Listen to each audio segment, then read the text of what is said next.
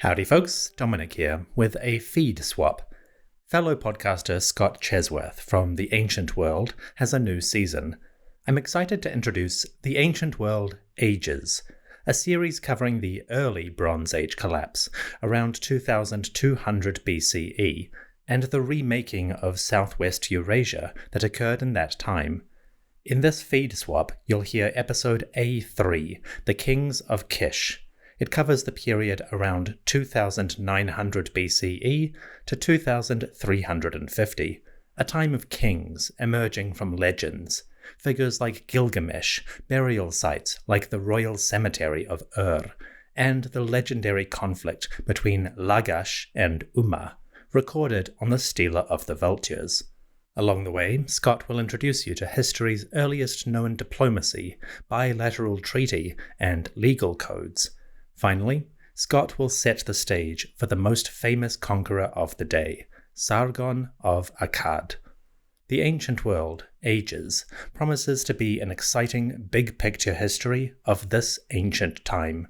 While the Egyptians were focused on pyramids, rulers in Mesopotamia were kicking Kish and taking names. Please consider joining Scott on this epic journey.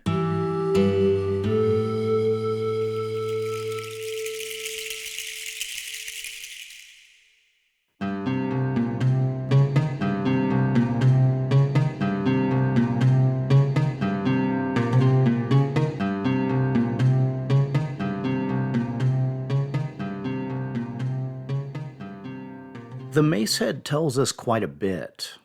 First, there's the fact that it's a mace head, a symbol of domination which, unlike an axe, really only has one purpose: cracking the skulls of one's enemies.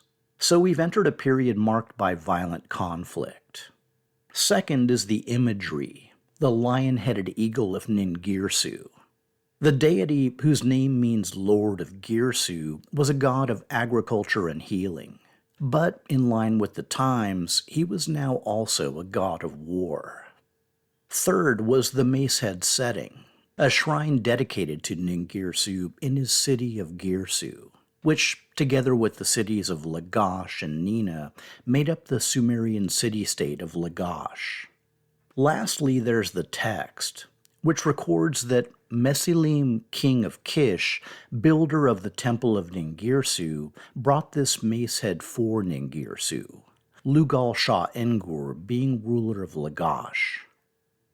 The fact that a macehead of a king of Kish was placed in a shrine in Lagash, a shrine which he'd apparently constructed, tells us something else: that the kings of Kish exercised a special authority throughout Mesopotamia. The Sumerian king list bears this out, describing how, after the flood had swept over the land and kingship descended from heaven a second time, Kish became the seat of kingship. It also records that, in a case of extremely precise Sumerian accounting, the 23 kings of Kish's first dynasty ruled Mesopotamia for the next, quote, 24,510 years, 3 months, and 3.5 days. We're probably safe in rounding that down a slight bit. The macehead dates to roughly 2550 BC and bears one of the oldest known Sumerian royal inscriptions.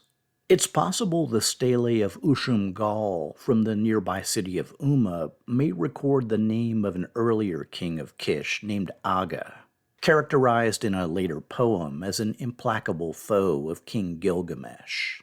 A few centuries prior, Gilgamesh's own home city of Uruk had also produced the Warka vase, one of the earliest surviving works of narrative sculpture, contemporary with, and of similar importance to, the Palette of Narmer in Egypt. But again, in terms of written sources for historical events, the macehead's the top of the list. So let's get back to the story. From his own words, we know that King Mesilim of Kish donated the macehead to the shrine of Ningirsu in Lagash, a city-state overseen by a ruler named Lugal Shah Engur. And as it happens, we actually know why he did this. According to a later inscription, Mesalim had come south to demarcate the border between Ningirsu and Shara by planting a boundary stone. Ningirsu, as I mentioned, was god of Lagash, while Shara was the god of neighboring Umma. So, long story short, Mesalim had used his special authority as king of Kish to settle a boundary dispute. By the early 3rd millennium BC, the growing cities of Mesopotamia and the villages, fields, and canals they relied on for sustenance were starting to encroach on one another. Competing claims over land and resources could sometimes be resolved diplomatically, through gifts, alliances, compromises, etc. In other cases, cities decided to organize armies and settle the matter through war. The warriors, of course, were the same individuals who worked the fields and maintained the canals, and there was certainly nothing like formal military training. It was more put down your shovel, pick up that spear, and basically hope for the best. Numbers were obviously a pretty big factor, as was some suitable motivation, at least for the attacking party. For a city inclined toward priestly rule, it might be as simple as expressing that war was the will of the local god. For a city governed by a citizens' assembly, the dynamics were likely a bit different. Either way, what you really wanted was a strong, experienced, and talented individual to act as a temporary war leader. Someone to craft a good plan, motivate the troops, and lead them to military victory. A big man, if you will, which, unsurprisingly, is exactly what they were called. The Sumerian term for big man was Lugal. Others were called En, Lord, or NC, Lord of the Plowland. At this early stage, they all pretty much meant the same thing. The role was conceptually very similar to the Roman office of dictator. And just like that role, things sometimes got out of hand. Victorious Lugals claimed divine favor, and in the early years of the 3rd millennium, gained the ability to stay in power between military conflicts, then to pass down rule to their sons. Sumerian literature marked this change as when kingship descended from heaven. It's also known as the Early Dynastic Period. These early kings were created for war, and if you'd like a visual of contemporary warfare, the Sumerians are happy to oblige. The so-called war side of the Standard of Ur shows that kings or officers rode in war wagons pulled by donkeys or onagers. Horses, as I mentioned, were still virtually unknown in Mesopotamia. Soldiers were outfitted with leather or metal helmets and leather cloaks studded with metal discs. They also apparently fought barefoot. Most troops carried spears, while others used bows. In close combat, soldiers wielded metal axes, daggers, and stone maces. Numbers are always hard to nail down, but large city-states could likely field armies well into the upper thousands. While the battles were likely horrifically violent, contemporary records note mounds of corpses, there were some rules of engagement. Captured soldiers could be taken as slaves, but non-combatants and civic infrastructure were frequently left unmolested. Temples were usually off-limits. It's worth mentioning that, to the Sumerians, there was no such thing as a false god. All gods were real, though some might be stronger than others, and it was never a good idea to incur their wrath. The goals of warfare were also constrained, typically gaining control over disputed land or resources, imposing tribute, or forcing a city to commit its army to fight in joint operations. The goal was seldom outright destruction or even direct annexation. As far as we can tell, even a city's most hated rival had an implicit right to both existence and, to a surprising degree, independence, which is pretty laudable and seems to have lasted all the way down to the advent of Lugal Zagai. on whom more later. The emergence of kings and endemic warfare brought two new architectural forms: royal palaces and city walls. Palaces were usually built near temples to associate rulers with the city's main god, while the breadth and height of defensive walls reflected a city's power. In the famous epic, the hero King Gilgamesh directs his companion Ur-Shanabi to marvel at his handiwork. This is the wall of Uruk, which no city on earth can equal. See how its ramparts gleam like copper in the sun. In tandem with the role of king came a related concept, that of preeminent kingship over all of Mesopotamia. Per Mark van der Meerup, the semi-mythical Sumerian king list relates how kingship was passed on from city to city, whose local dynasties held temporary hegemony over the entire region. While it's unlikely that any city ever really held this kind of authority, it likely refers to dominant cities during various historical periods. The most obvious symbol of this early dominance was control of the city of Nippur, and in particular of its Ekur temple. The temple was dedicated to Enlil, Lord Wind or Lord of Storms, who'd recently eclipsed the sky god An as the chief Sumerian deity. One city often assigned such preeminent authority was Kish, to the extent that later kings, wherever they were from, proclaimed themselves to be King of Kish after achieving regional dominance. The central Mesopotamian city of Kish was located around 60 miles south of modern Baghdad. It was close enough to Sumer to share a common culture, but distant enough to allow for some degree of ethnic and linguistic variation.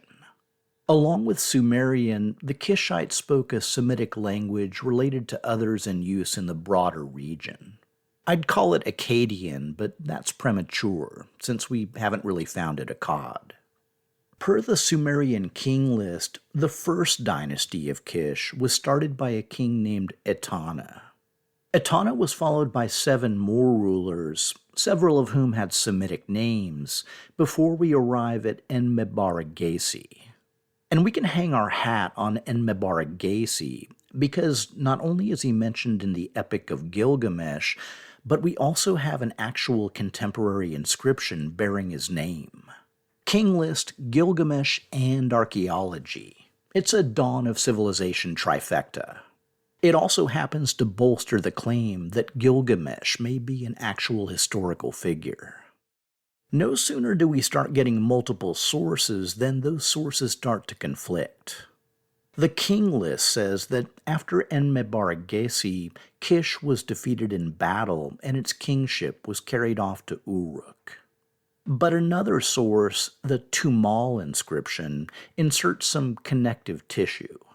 It appears that Enmebaragesi was actually followed by his son, King Aga of Kish, who's mentioned in multiple sources. Then Aga was defeated not by Uruk, but by Ur, under its dynastic founder, Mesanipada, who passed down rule to his son, Meskayagnuna, before the latter was defeated by King Gilgamesh. I'll post some materials to help you keep this all straight. Before leaving Ur, we should also mention that this is the era of the royal cemetery, where royal figures were found entombed along with staggering wealth and dozens of murdered attendants. Like the similar practice in Egypt, which I covered last episode, human sacrifices at royal tombs quickly fell out of favor. I mean, among the royals. The attendants were never big fans. I'll dig into the royal cemetery a bit more in one of my Patreon mini-episodes. As for Gilgamesh's home city of Uruk, the king list traces its royal line from Meskaya Gasher, the founder of Uruk and son of the sun god Utu. The next few names get a bit more familiar, at least from Sumerian sources. Lugalbanda, the first king to become a god, Dumuzi, who married the goddess Inanna, then, finally, Gilgamesh himself. Through his role in numerous poems and epics, Gilgamesh became the premier superhero of the ancient world, two-thirds god and one-third man. In the words of his poet, Gilgamesh was the king who saw the deep, the foundations of the land. He knew everything, was wise in all matters. The king who came afar rode, was weary, found peace, and set all his labors on a tablet of stone. You should all really read the epic sometime. It's a pretty fantastic work. The events and figures we've discussed so far, to the extent they actually existed, were confined to the first half of the 3rd millennium BC. Per Samuel Noah Kramer, starting around 2500, we have several hundred dedicatory inscriptions that enable us to reconstruct a more or less unbroken history of the region, at least as far as the major figures and events are concerned. These early inscriptions derive primarily from the southern city-state of Lagash, and, as the Macehead intro may have foreshadowed, a common thread throughout the inscriptions is Lagash's conflict with neighboring Umma over some fertile fields called the Gu Edena, or Edge of the Plains. Lagash's first dynasty was founded by a king named Ur-Namshi. The king is shown in a famous relief, bald, clean-shaven, barefoot, and wearing only a woolen skirt. In one scene, he carries a basket of bricks on his head while accompanied by 7 of his sons. He was most definitely a builder. Inscriptions record his construction of numerous temples, statues, and canals, as well as the city's defensive walls. He also boasts several times that he had ships of Dilmun submit timber to Lagash as tribute. Okay, everyone, it's unpacking time, so please find a comfortable chair. In the first episode of this series, I mentioned that Dilmun, essentially modern Bahrain in the Persian Gulf, was cast in the role of a paradise land in early Sumerian poems. It also may have been the original Sumerian homeland. So, while it may sound a bit odd that a Sumerian ruler could impose tribute on a Persian Gulf kingdom, it's maybe not so crazy if the two regions had long-standing cultural, political, or economic ties. It's also worth noting that Dilmun had no native timber. In fact, the closest likely source was along the west coast of India. So the full unpack goes like this. As far back as 2500 BC, Dilmun was already a nexus of trade between Sumer and the Indus Valley civilization, with goods like timber, copper, ivory, and tin going one way, and textiles, foodstuffs, and possibly silver traveling the other. Because it's only if such trade was already established that Ur-Namshi could push for a cut. But soon enough, it's back to the fields and back to the war against Umma, who this time was allied with the city of Ur.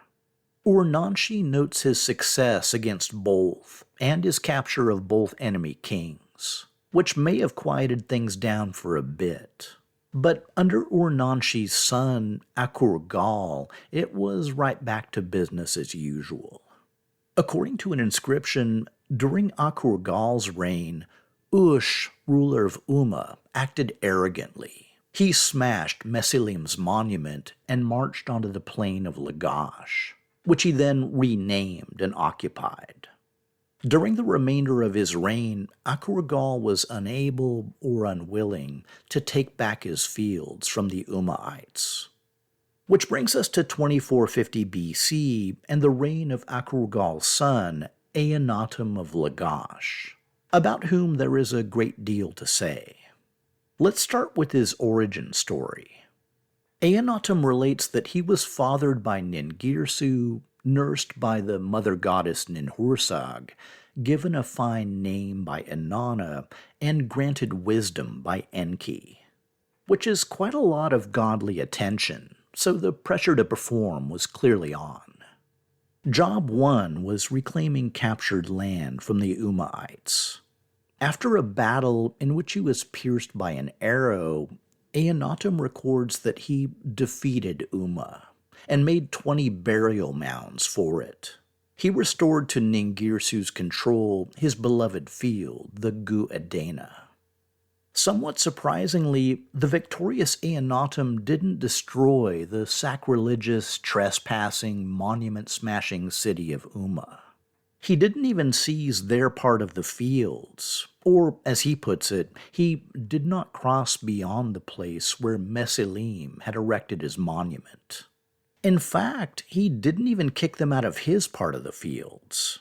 Instead, Akhenaten records that he left a kilometer-long strip of Ningirsu's land under Umma's control, on the condition that they give him a cut of the resulting proceeds, which sounds like pretty reasonable treatment for a despised and prostrate enemy. To commemorate his victory, Akhenaten erected the famous Stela of the Vultures. The stele is a mixture of images and text running across the front and back. Surviving fragments of the front show Akhenaten leading his troops in a tightly packed phalanx formation. So someone's been doing some military training. They also show a burial mound of defeated enemies, with vultures carrying off some of their heads, hence the stele's name. The back is dominated by the massive figure of the god Ningirsu, bearing a mace and hoisting captured enemies in a battle net, which is what's depicted in the amazing art for this episode created by my friend Mike Emming. Gerald S. Cooper proposes that there were actually 2 battles against Umma, one shortly after Akhenaten came to power and a second near the end of his reign, with the stele being commissioned after the latter. As a consequence, the stele's inscriptions also document a number of campaigns in between. In one, Akhenaten records his victory over Elam and Subartu, mountainous lands of timber and treasure. Other inscriptions reinforce that he defeated Elam, the amazing mountain, and made burial mounds for it, and that he drove the Elamite back to his own land. Which actually kinda sorta makes sense. So before going further, allow me to give you a very brief history of the neighboring kingdom of Elam. The major Elamite city of Susa was only 200 miles from Lagash, not too much farther than Lagash was to Kish, but that proximity hides a world of cultural difference. While Sumer relied on the Tigris and Euphrates, the lowlands around Susa, known as Susiana or Khuzestan, mainly relied on rivers and streams descending from the Zagros Mountains. Elamite culture looked toward the mountains, and the kingdom extended from Susa eastward toward the major city of Anshan in the Iranian highlands, in the region later known as Fars or Persis. In the much later Achaemenid Persian period, Susa had become a royal city under Darius I, while Anshan would precede Pasargadae and Persepolis as capital of the Persians. Between the Mesopotamian plain and Iranian highlands lay countless riverine valleys. Some provided a suitable environment for agricultural villages and towns, while others were more suitable for pastoralists and roaming herds. Neighboring valleys could also be at different elevations, which was great for growing a variety of crops. Large-scale settlement was only possible in sizable intermountain plains. As a result, urban centers in the Zagros Mountains were sparse and widely distributed. Across this highly varied topography, the Elamites developed their own distinct culture alongside Mesopotamia. Not that the Mesopotamians would leave them alone, because the Zagros Mountains and the Persian plateau just off to the east held a wealth of valuable resources. So if you find yourself wondering why later Mesopotamian kings, like Naram-Sin of Akkad or Shulgi of Ur, keep launching campaigns into the Zagros Mountains, it's actually kinda straightforward. I should also mention that Elam is a Sumerian term. The Elamites called their own land Awan. Let's return our attention to lowland Susa. Per Roger Matthews and Hassan Faseli Nashli, Susa was founded in the mid-5th millennium BC, and quickly became the major lowland political and religious center. The clearest evidence is the construction of a monumental mud brick platform, rising in a series of steps up to perhaps 20 meters above the plain. Inlaid ceramic cones and clay models of goat horns were set in groups into the face of the upper stage of the platform, which was very likely topped by cultic buildings. During the mid-4th millennium BC, Susa encountered the Uruk expansion. The Sumerian colony established in the region was intended to access highland resources, mainly stone, timber, and metal, especially copper. The Sumerians also imported the worship of Inanna, the Semitic Ishtar, whom the Elamites associated with their goddess Inshushinak. It's likely in this era that Susa, or Shush, took its name from the goddess. While they chose to adopt some useful innovations, the Elamites may have viewed the expansion as unwanted cultural imposition. They were also probably less than thrilled with the highland resource extraction. One possible sign of local reaction was in how they wrote things down. The Elamites had their own distinct language, one with no known relations, and it was first inscribed during the Uruk expansion using the Sumerian cuneiform script. But once the Sumerians pulled up stakes, the Elamites started using a new native script called Proto-Elamite. The Elamites also showed their hostility in much less ambiguous ways. The closest Sumerian city was Lagash, and the Elamites frequently attacked the city, including the incursion repelled by King Eannatum. Circling back to his reign, in addition to his defeats of Umma and Elam, inscriptions record Eannatum's victories over Ur, Uruk, and Akshak. Akshak was a powerful central Mesopotamian city near Kish, and Eannatum relates that he crushed Zuzu, king of Akshak, all the way from Girsu to Akshak and killed him. In the wake of this victory, Eannatum took the title King of Kish to signal his regional dominance. This was Lagash at the height of its power. At the time, it was also the world's largest city, with a population approaching 50,000. The remainder of Eannatum's reign saw two major events. His second final victory over Umma, the one recorded on the Stela of the Vultures, and his battle against a triple alliance of Kish, Akshak, and Mari. For that one, we need to take a side trip up the Euphrates to cover the city of Mari. Northern Mesopotamia and Syria had been urbanized for roughly as long as Sumer. We previously touched on the ancient sites of Tepe Gawra on the upper Tigris and Arslan Tepe on the upper Euphrates, the later Iron Age Malatya. There were also Ugarit and Byblos on the Syrian coast, and Tel Brak on the Kabur River, later capital of the Hurrian kingdom of Nagar. While the south relied on the Tigris and Euphrates, the north was more reliant on rainfall, and the lower agricultural yields had several impacts. First, in contrast to Sumer, Syrian cities tended to be smaller and surrounded by much larger areas of farmland, which alternated as grazing land for herds of nomadic pastoralists. Lower yields also diminished the role, and consequently the power, of northern priests. And from early on, the palace, not the temple, was the font of urban authority. A related outcome was a focus on trade as a major economic driver. While many northern cities followed this pattern, the regional powerhouses were unquestionably Mari and Ebla. Mari was founded around 2900 BC, possibly by an early king of Kish to help manage the flow of northern goods headed south toward Mesopotamia. The city was sited near the Euphrates, but far enough away to avoid its floods, connected by an artificial canal some 5 miles long. As a planned city with a built-in purpose, Mari's population grew quickly.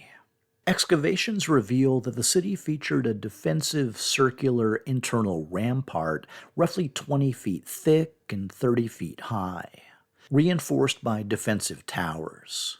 Though Mari did have a central mound, it didn't hold a palace or a temple, only a monumental building nearly 100 feet long and 75 feet wide that served some administrative function.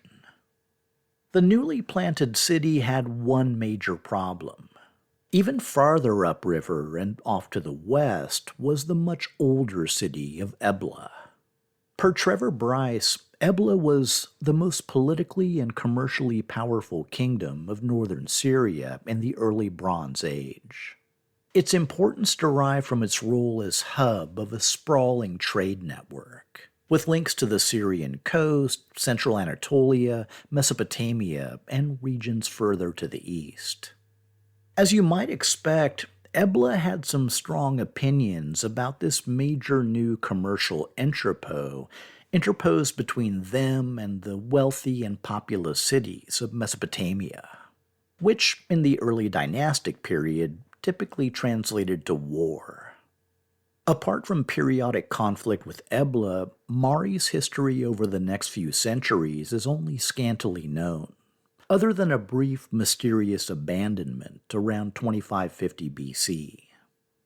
The people who soon repopulated Mari built the city's first palace and temple, to Itur-Mer, the god of oaths. They also likely founded Mari's first independent dynasty. Luckily for us, archives from Ebla give plenty of details on events of the subsequent period. The primary source is a letter from a Mariot king named Enadagan to an Eblaite king named Irkab-Damu, recounting the deeds of Enadagan's ancestors. The earliest Mariot king mentioned, likely from around 2500 BC, was said to have attacked the Eblaite kingdom and conquered many of its cities. The middle of the century saw a reversal, with an Eblaite victory over Mari.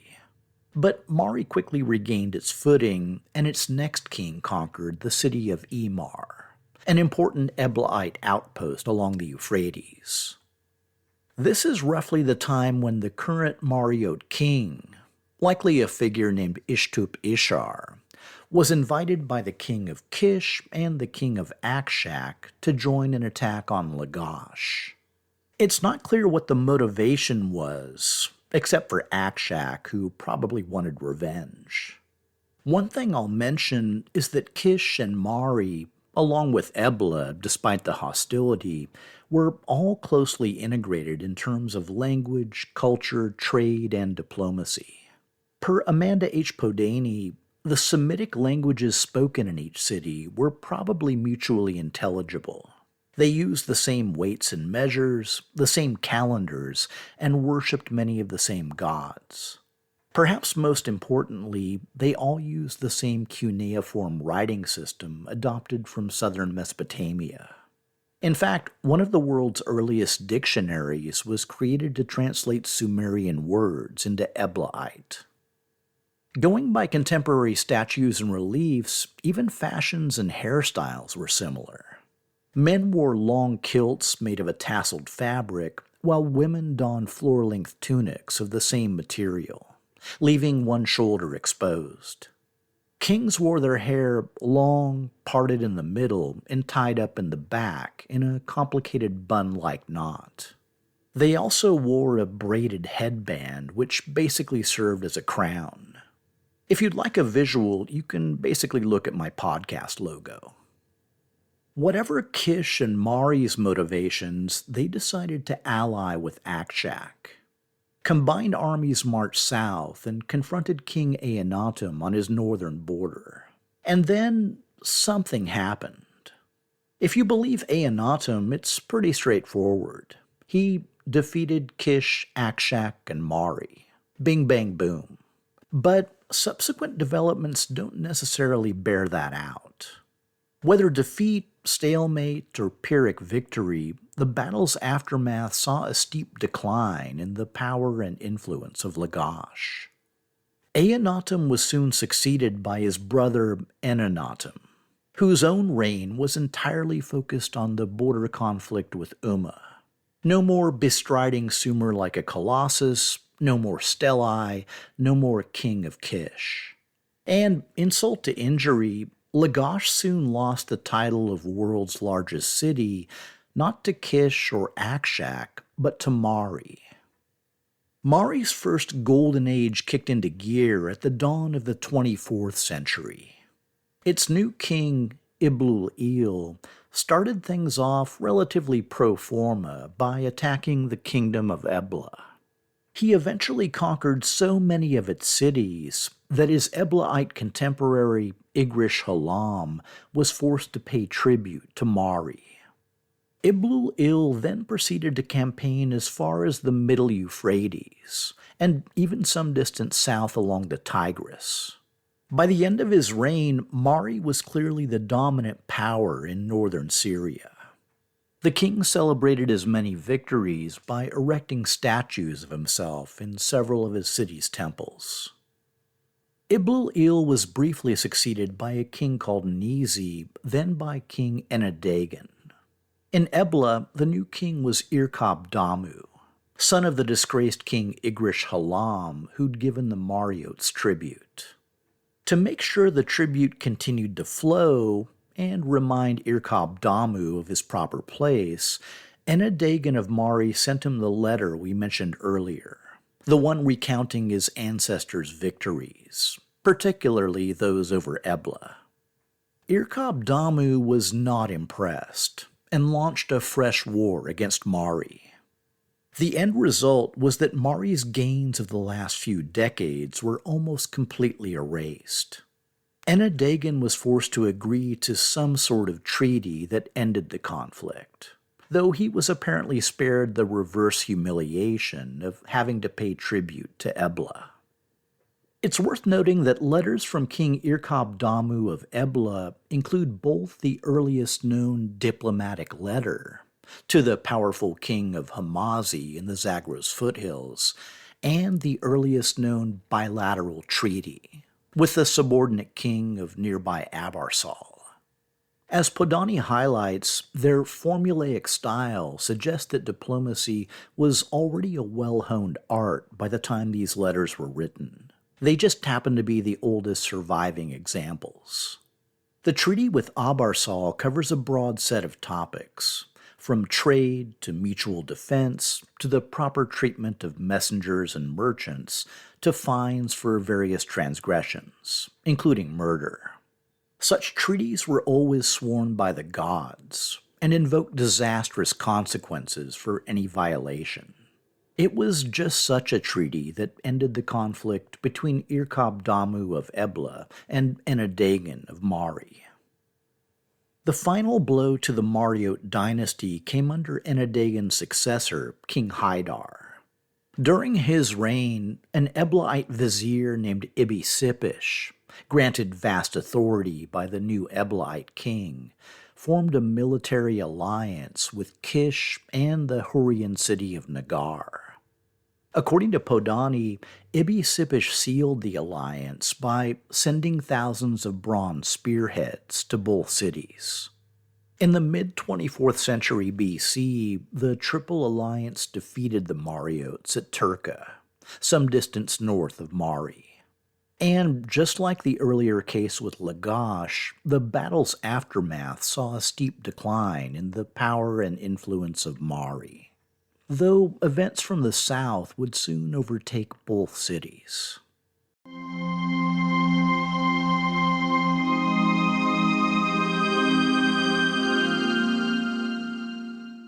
For the rest of this episode, let's catch up on events back down in Lagash.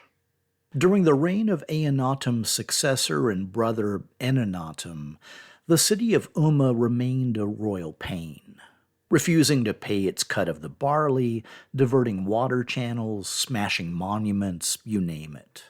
Their king, Urluma, even went so far as destroying some chapels to Ningirsu, Ninhursag, Enlil, and Utu that Akhenaten had built on a boundary levee, which for Sumerians was kind of the ultimate crime.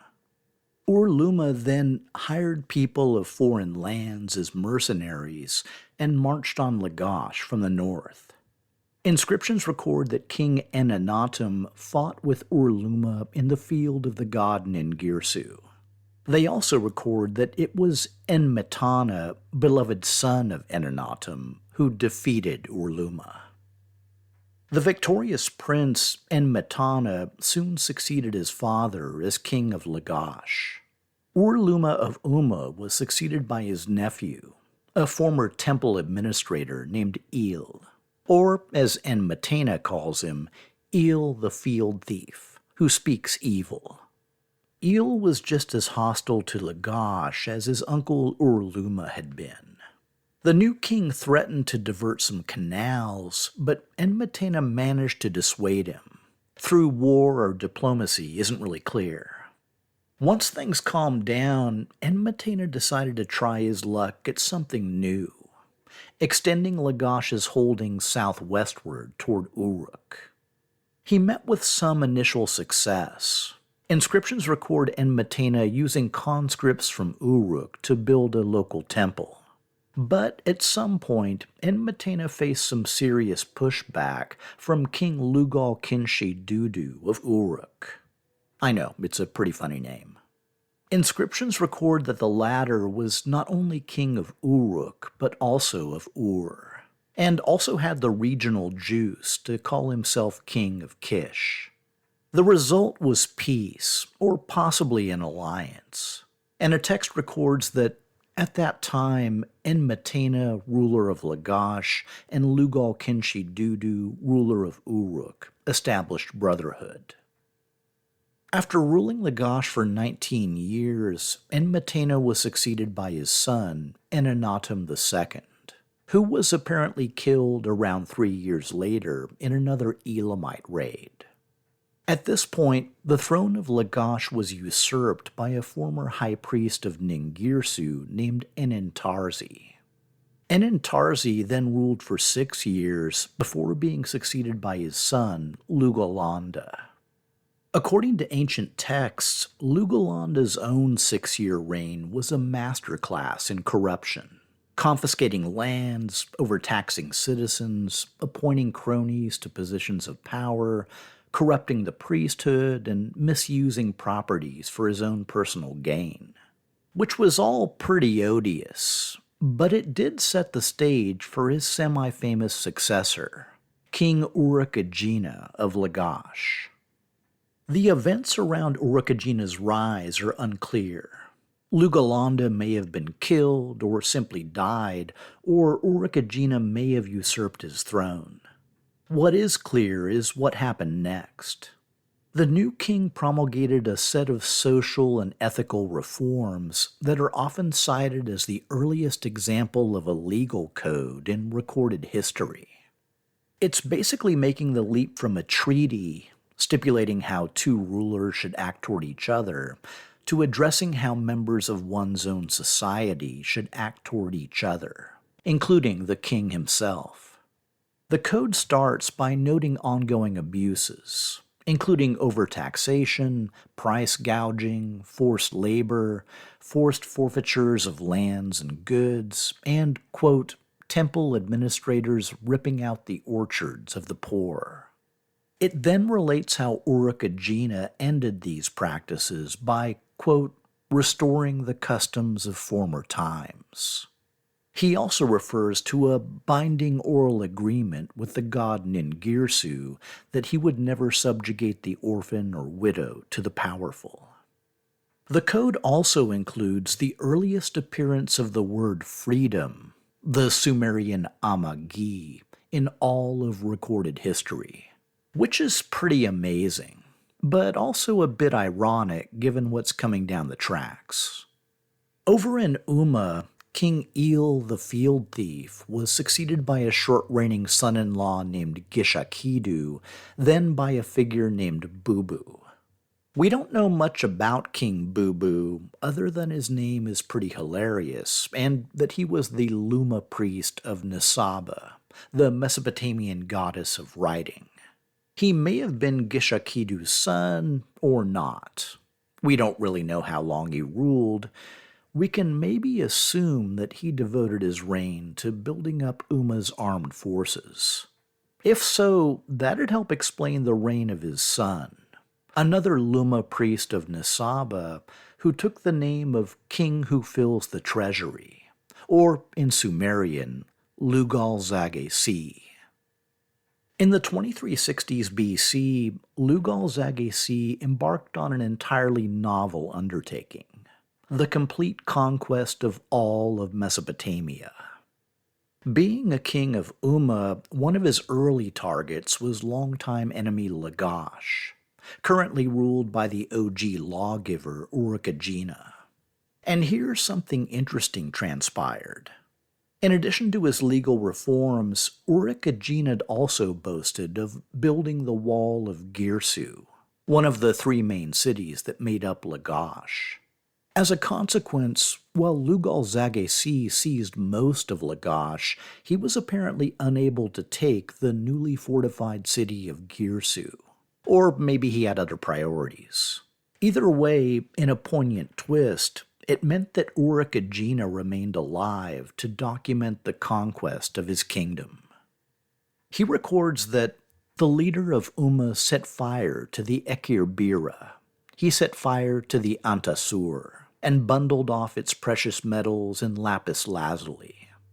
The text continues in a similar vein, listing over a dozen Lagash temples as being plundered, with several also destroyed. In the fields of Ningirsu, whichever were cultivated, he destroyed the barley. The leader of Umma, having sacked Lagash, has committed a sin against the god Ningirsu. May Nisaba, the god of Lugal-Zagai-C, ruler of Umma, make the people of Umma bear this sin on their necks. Lugal-Zagai-C also documented his own conquests, and I hope it isn't too much of a shock that their texts read a little bit differently. Lugal-Zagai-C starts things off by announcing himself as King of Uruk and King of the land. So Uruk was clearly another early and important conquest. He continues that Enlil, king of all the lands, put all the lands at Lugal-Zagai-C's feet, and from east to west made them subject to him. From the lower sea, along the Tigris and Euphrates, to the upper sea, Enlil put their roads in good order for him. From east to west, Enlil permitted him no rival. So basically claiming rulership of all lands from the Mediterranean down to the Persian Gulf.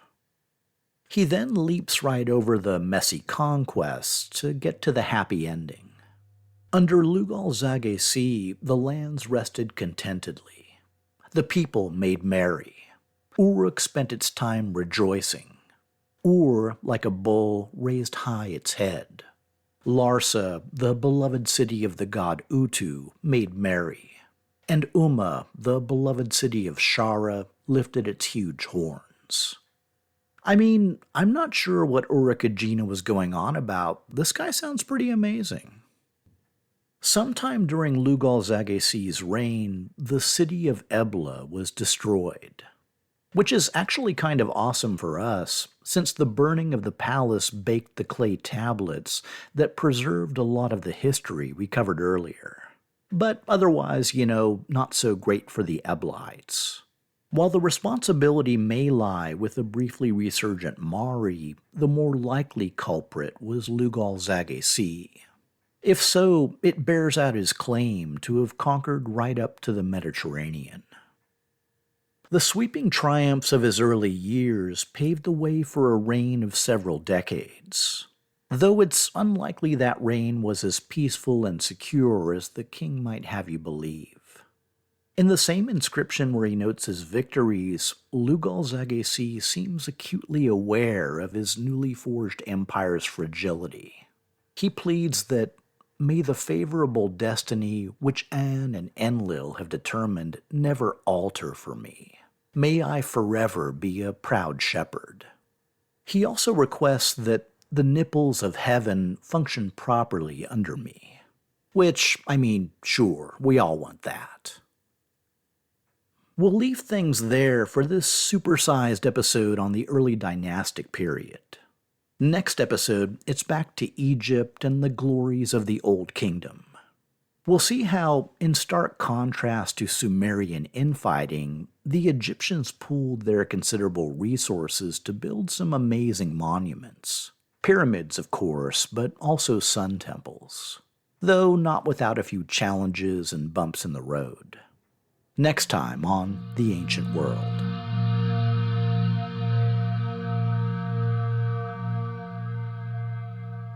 Thank you for listening to this feed swap episode.